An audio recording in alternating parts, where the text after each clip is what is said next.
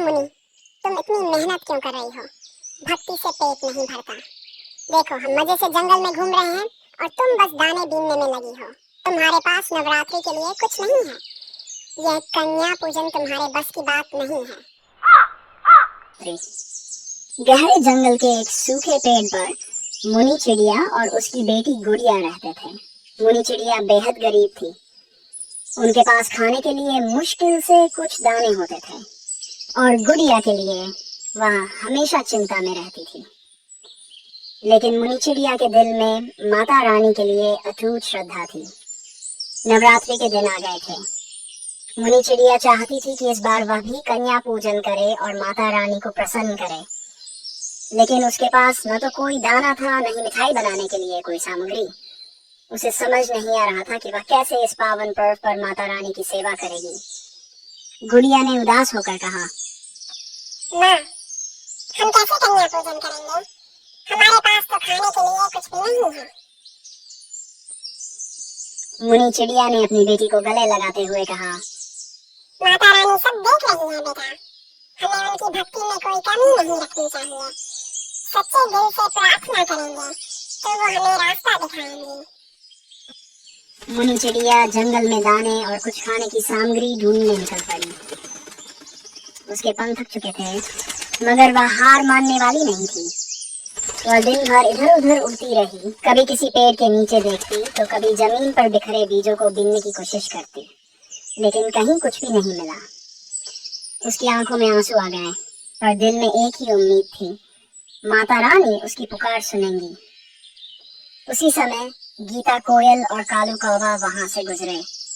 गीता ने मजाक करते हुए कहा, अरे मुनि, तुम इतनी मेहनत क्यों कर रही हो? भक्ति से पेट नहीं भरता।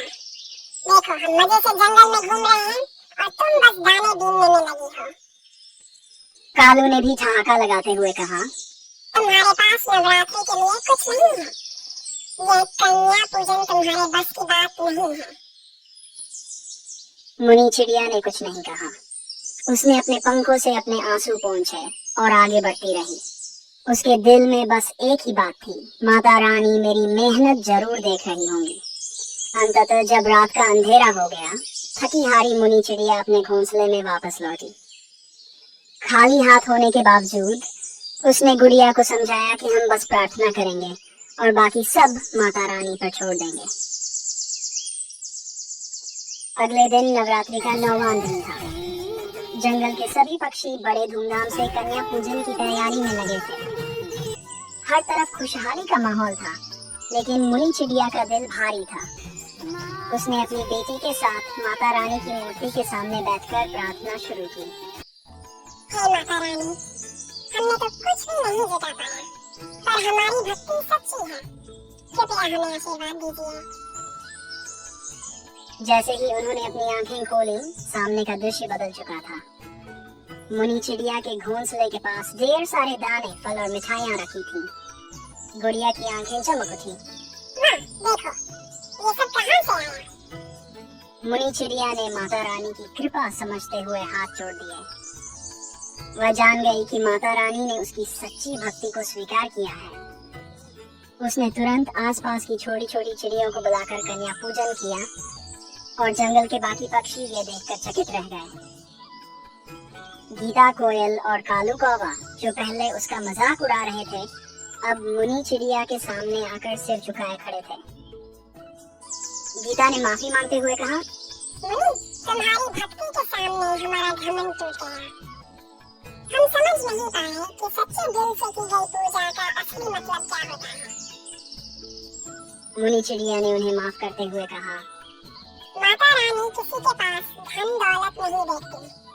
वो तो सच्चाई और प्रेम की पूजा को मानती है।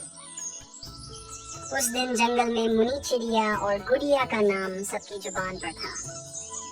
सबने ये जान लिया कि भक्ति का असली अर्थ कठिनाइयों के बावजूद आस्था को जीवित रखना है।